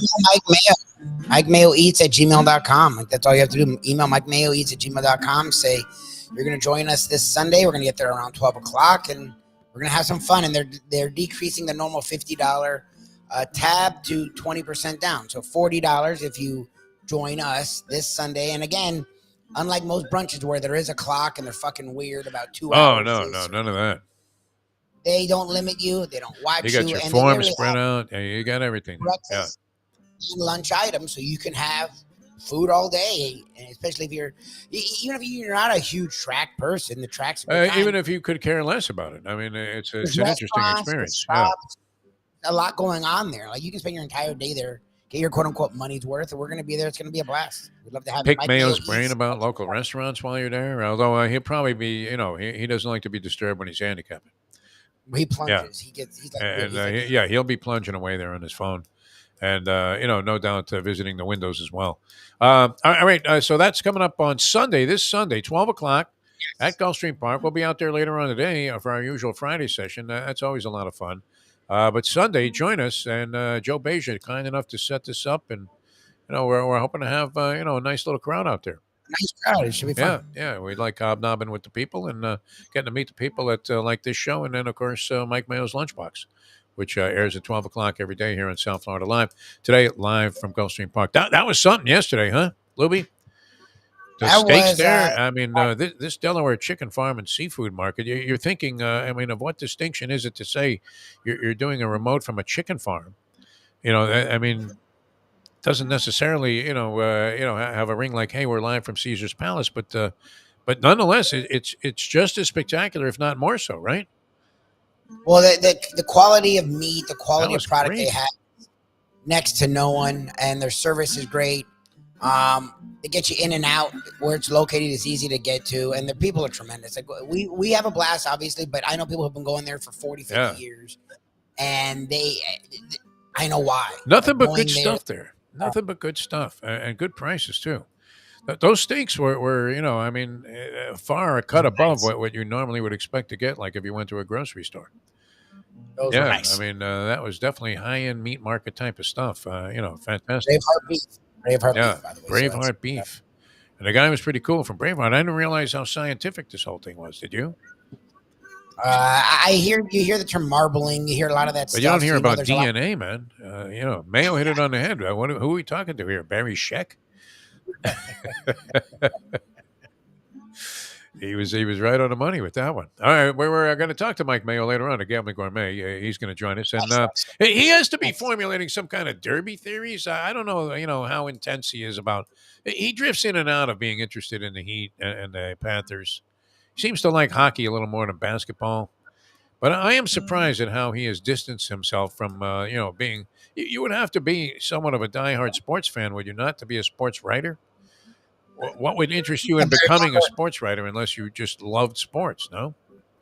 Yeah, but remember, that was the crux of his journalistic career. He went on to other things since then, and even since then, he's moved on to other things. So, whereas for us, it's just been all we do. I love it. I can't get enough of all of this action. And even last night, I do have a curiosity about draft picks because I love the analysis, and then I love how it turns out to be completely flawed. Focus, that's my favorite, is how they're usually wrong. They put all these reports out. And it's the same thing like we always talk about, where, you never have the college head coach get up for the, post-signing day press conference and say, Jesus fucking Christ, man, we can't get a player to sign here. What are we going to do? It's always, we're very pleased with the crop of players that are coming in, and they're our type of guys. And, character was a big issue with all of these guys. Meanwhile, they signed 6 guys that are getting out of prison, instead of high school, and it's all bullshit, right? And then the pre-draft conversation, probably, we always talk about those BS press conferences that we attended here, and the ones that are classic. We don't need to even go through the whole bibliography there again. But nonetheless, the biggest BS press conference is the general manager pre-draft with his pre-draft State of the Union address, and people want to make a big deal out of it, right? Where the guy says, "Well, you know what? We really need some help on offense and some help on defense," and they go, "Whoa." That's it. They're getting a defensive guy. He mentioned defense. We all thought he was going to go get a quarterback. And you're like, the guy didn't say that. He didn't say anything. You couldn't say any less of substance than they do in those press conferences, and yet everybody wants to try and interpret what it is that the guy said. And then it turns out they do something completely different, as was the case, I guess, with the Houston Texans, who had people convinced that they weren't even going to draft a quarterback, right? Yes, they were going to move out of the pick or draft Will Anderson, who they did after trading up with the Cardinals after drafting a quarterback at 2. No, it strikes me odd, like when a team flip-flops one spot with another team, okay? Like there was a case there, I guess, was it Jacksonville, was flip-flopping with the Eagles?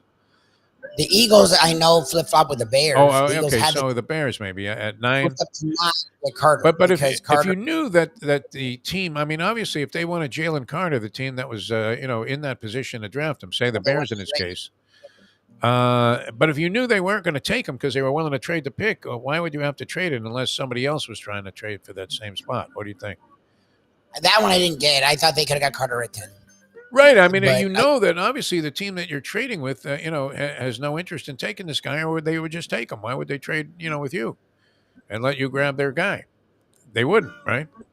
Now, I mean, it could be that this, became so hot at that point that, that they were aware of Philadelphia that other teams were calling the Bears about trading up to get this same player. Was it possible that the Bears were fielding multiple offers for that selection? What do you think, Lubie? Well, that would be the only reason to make that trade if you knew that the Bears weren't going to take Jalen Carter. That's what they tell you. Look, we're getting word that someone else is into the guy you like. If you don't trade with us, you're not going to get him. It's a used car salesman. I'm surprised, though, that Mayo, being a poker player, isn't interested in what clearly, could be a giant bluff out there where, the Bears, and how do you get this rumor to spread quickly enough so that the Eagles go ahead and react? Because they picked up 2 later round picks in addition to moving up to one spot. Moving down one spot, the Bears.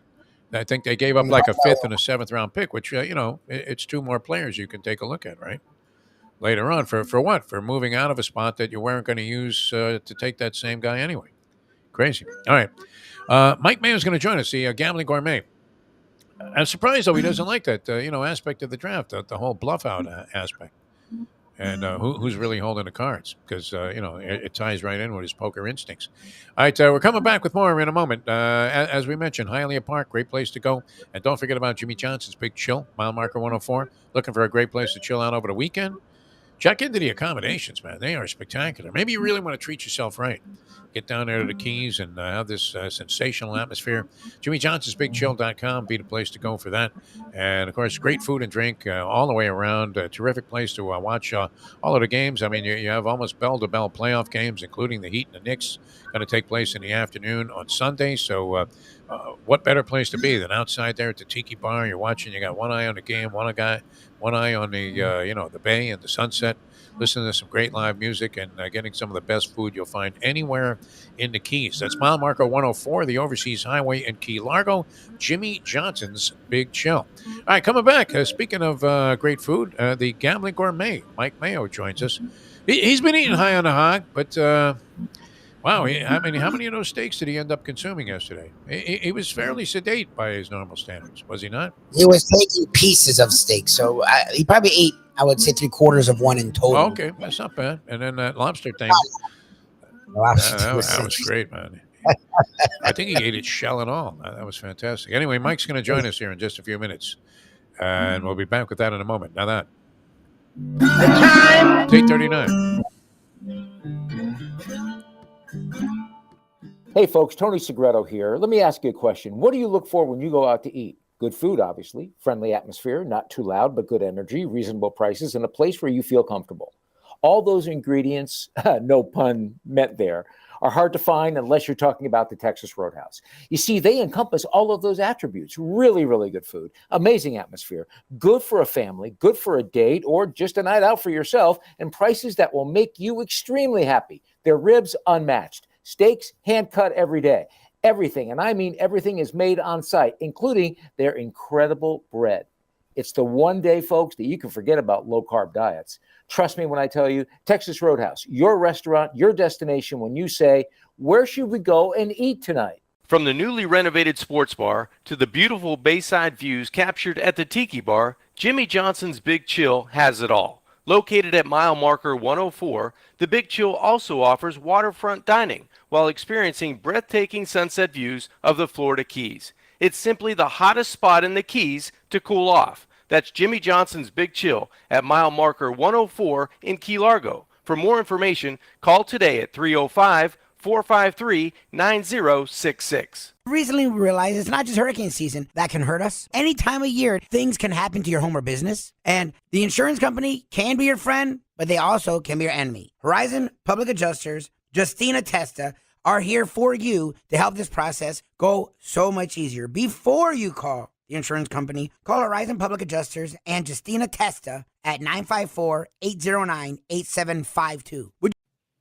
The Gambling Gourmet. And a lot of people like to bet soccer. You are looking at the Euro. I'm a soccer fan. I spent part of my junior year abroad at the London School of Economics and Political Science. How I ended up. It's a little sophisticated for people that are on our show. To be on London School of Economics. My career has taken strange Yes. and mainly downward turns, but it's okay. I'm very You can live with it. comfortable. Just be who you are. That's the name of the game. I am living my best life, Burying yourself and with this show. betting my worst bets. Buenos dias. The cafecito is piping hot. Why not enjoy it with Defo and Lubie?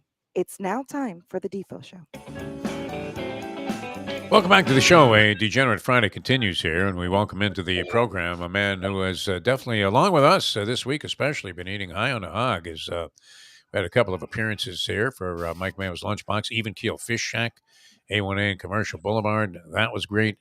And what you have? You have we welcome Mike Mayo in the Gambling Gourmet.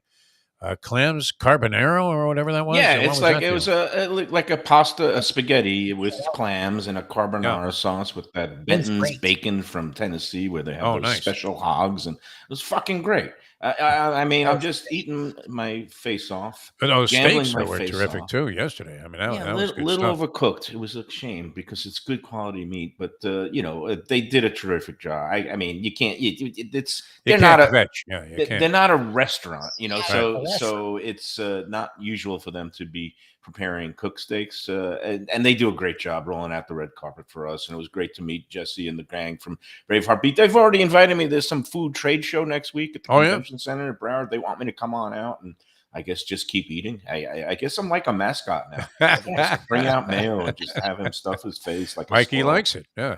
Yeah, but meanwhile, when are we eating this fucking Italian fisherman pizza already? I see these commercials. Are we going down there ever? Is it going to be 2024? You know what? Lubie's lost contact with the the people That's there. I mean, a they sore stopped spot. returning his calls. Yeah. So hopefully, we'll set something up. I mean, we'd love to get down there. 'Cause it is beautiful. It really is. It's fantastic. And I'm a big fan of a lot of Keys restaurants. I have my personal favorites, and I really don't like schlepping all the way down to Key West and haven't for many, many Too years. far. but- You don't have to. You could go down Yeah. to Key Largo. You Key could go Largo's down to good, yeah. Tavernier, Isla Morada. Isla Morada. I What's mean, the that's about as place, far south as I go. Aunt Harriet's. What's the? There's So a many diner- places. there's, I don't Key know. Largo Fish Shack or Fish House is one of my favorites. I like that place a lot. Hey guys, Yeah. I did it. What do you got? I hit the Powerball. For how much? $4. I actually hit nice. the Powerball, just the number 6 in Wednesday's drawing, and I did a quick pick. They gave me a number 6 All for right. the Powerball, which means I got the price of my ticket back. I get $4. Now, I don't know if you play much in the way of lotteries. You know what? I'm one of those clowns that just goes for it when the big money's out there. So I missed the other 5 numbers, Yeah. which would have been good for like 35 million. But do you realize this? This pisses me off. That look, I'm very happy that by just getting the Powerball, you get $4. You basically Yeah. double your ticket. You Do go what back and you play another $4 worth of tickets, 2 tickets, and you end up losing that. Do you know what they pay if you get like the Powerball plus one of the other 5 numbers? $12. No, $4. The same fucking amount. Same How do you do amount, that? Sweet. What's the Yeah. point? Well, and the takeout being 50% was a thing that people often overlook. I mean, how many times did you hear people at the track grounds and, oh my God, they're killing you with the takeout? Can you believe that? It's like 18% on win bets. And, as that was increasing over time, we heard more and more complaints and grumbling by horse players, and maybe with some legitimacy. But then people go crazy to play the lotto where there's a 50% takeout. Right. They only pay back 50% of the pool. And what people don't understand, the takeout only matters if you actually win. These people are never winning anyway, so Yeah. fuck them. So, do you know what you get if you hit the Powerball plus 2 of the 5 numbers? $10. $7. $7. That's ridiculous. It's absolutely ridiculous. The low end. But- Well, I mean, that was the whole thing. The sensationalism of the giant jackpot. So they pay out way less money than even the exorbitant odds would mandate if you hit some of the lower configurations. Well, I'm just happy that I just hit the Powerball itself without one of the other numbers. Is that 'Cause I your would first be- cash ever on a Powerball ticket? I got a couple other ones sitting around. I've hit the Powerball before, and I just never cash them in. I got to bring them all in one big stack, and then I'll get 10. Oh, they love that when that happens, right? When you Alex. have ones from like 1987. I think there's a 1 year When the game was first introduced. expiration Yeah. date. Yeah. But Very nice. hey, so that's a real shame what happened with this Wild on Ice. That's a Oh, yeah. Sad story, man. I don't know if you know this guy, John Hernandez. He used to work down here at Hialeah, and he helps them out with some of their events. So I've seen him recently. He was always doing some PR with Frank Fiore for the boxing events. And I believe, I think he is, where is it? Is it Prairie Meadows in Idaho? Which Yeah, one? I've actually been there. It's in not Idaho. It's in Iowa? Iowa. It's Yeah. Iowa, outside of Des Moines, Iowa. One of the many places that I've actually been to and gambled. You've been to and played Prairie in that Meadows program. racetrack. Yeah, I have been. Oh, wow. Okay. And I've basically been to all of them except one. The one biggie that I'm missing is the Arkansas in Oakland. I've never been to Oakland. Oakland. No, I've never been to Nebraska, Oakland Park. Yeah. I've never been to Oakland Park. Yeah, I've also never been to the one in Nebraska. But, Well, it's defunct now, but Yeah. it was nice back in the day. They when I used to cover the college baseball World Series, I always was hopeful that the Canes would make it because it meant 8 days of simulcasting at Exarban before simulcasting was prevalent here in South Florida. Remember, because we had to fight these antiquated laws. Oh yeah, it's Which ridiculous. not that antiquated laws are coming back into vogue or anything here in South Florida, but Don't get me that's the way that started. it's going. All right, now where did you stand? I mean, were you with us? Did you think that both of the local teams were dead in the water on Wednesday?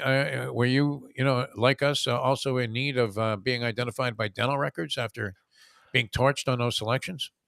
No, I sat. Well, I thought the Panthers were toast. They showed nothing here. Yeah. So on the Panthers front, I was definitely in the they've got no shot and there's no hope camp. So on that one, I would have had omelet on my face. But the Heat, Yeah. I was saying I wouldn't touch that game. I didn't like the line. I thought it might be a sucker line, but then when it went up even more, it meant people actually were betting on the Bucks. So then Sending it in on the Bucks. and then it was like, well, the Heat just beat them, and in a way that would rattle somebody's confidence, the way that the Bucks blew the lead in the game 4. So why not be able to do it again in game 5? And they did. I didn't predict it. I didn't touch the game. I didn't bet it. But it doesn't.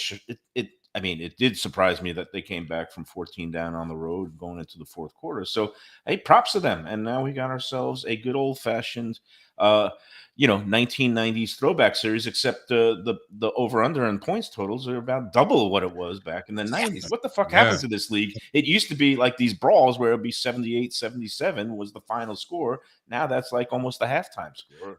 I forgot how brutal those games were to watch. Even when you were there live, and the arena was, somewhat electric because it was Heat Knicks, and it was a big rivalry. 4 years straight, they meet in the playoffs. Now, in your endeavors at the Sun Sentinel, I know you covered a lot of teams as a beat writer. Did you ever back up Ira Winderman on the Miami Heat beat? No, during those series, I was a columnist. It was back then. Oh, the paper okay. Not only could Great. afford road trips, Yeah. we actually had 2 main sports columnists. So besides Dave Hyde, who was considered number one, and I was like 1A. I was the other guy, but we would both go to all the major, local sports teams series. I'd go to Dolphins game. It was both me and Dave. There was enough to go around in terms of material and different things to write about in the game and different opinionated takes to have. So I was at all those Heat Knicks battles in the 90s. It was a lot of fun. Now, did you go on the road also to the game? Yeah, So, well, were you at that Van Gundy game where he was around the ankles of Zoe? I believe I was. I probably was in the bowels of Madison Square Garden because on deadline at that point, Yeah. we were waiting for the games to end and they would bring in players for our quick hit quotes and interviews. And so under the bowels of Madison Square Garden is when that fight broke out. And then we all like sprinted onto the court to see what the heck was going on. It was, that was great. Insanity. But yeah, no, I had a lot of fun doing those series because, I was the New York City kid. And even though, I wasn't the best basketball player, I wasn't a street hoops player because both my height and I guess vertical leap, which is about 2 inches. It's a common Jewish trait, Yeah. lack of vertical leap. But I played some tenacious D. But I did some. I remember Jamal Mashburn was on those teams, and he grew up in Harlem. I did kind of a piece retracing his youth and some of those courts. I guess it was the Rucker courts up in Harlem that he grew up on. I did some features up there. I remember after that whole. Did you fire off the first question after he dished off that pass to Weatherspoon when he was wide open at the free throw line to win the game against the Knicks? That was probably Ira who did that. Yeah. Who had the Oh, honors. well, Ira's the Helen Thomas. He was the Helen. Yeah, he still is the Helen Thomas. Always gets off. He asks like some really detailed philosophical questions, man. He knows exactly what to do to get Spolster to go off on like a 20-minute Pat Riley soliloquy. But I remember, yeah. But I remember some of those, again, because there was all those brawls and people getting suspended and going off the bench. And I remember one time I went down to the West 4th Street courts that down there by Greenwich Village on 6th Avenue and 4th, where they have those grueling and really high quality pickup games. But I remember going out there one time and doing a piece on, what the view from the streets was in terms of who was right. Very and wrong. Innovative, Mayo. And even you had some originality as a sports writer. And it's even a shame Riley you gave it up, yeah. Even Riley's like that. Riles came up to me after this and goes, "That was a good piece." So, Nice. I used to do some stuff. That's high praise, though. I mean, it's not like Riley is going to go out of his way, to just tell any schmuck he did a good job, No, I mean, I used to try to go offbeat, when everybody is. That's truly, innovative offbeat stuff. Going to the streets of New York. Yeah, no, and what did people think about this? Because the games were brutal to watch. I was looking at that. I mean, that's 155 points that were scored. And then the other night, I mean, you had at the end of regulation 236. And yet we thought that was, basketball. It was brutal. It really was. But it is basketball. It's just a different brand. It's bruising and what used to be known as, Eastern Conference and just, just playing D the whole game, not just turning it on in the last crunch time minutes. And it was different. And I had a lot of fun. And this is going to be a lot of fun. I've already got some relatives up in New York that want to wager with me. Oh, yeah? I'll take the heat. Why not? And we've got I'd take a shot with the heat here. I think I proposed betting an entry into a future poker tournament because he comes down here and he's a poker player. He's like, no, that's too rich for my blood. So I think we've got he's putting up a hot dog and I'm putting up a empanada or something like that. But with your love of poker, how is it that you soured on the draft? Because there seemed to be a lot of poker playing going on. But amongst the front offices with a lot of juxtapositions in terms of just even changing one spot in the draft, and you're thinking, what would bring that about?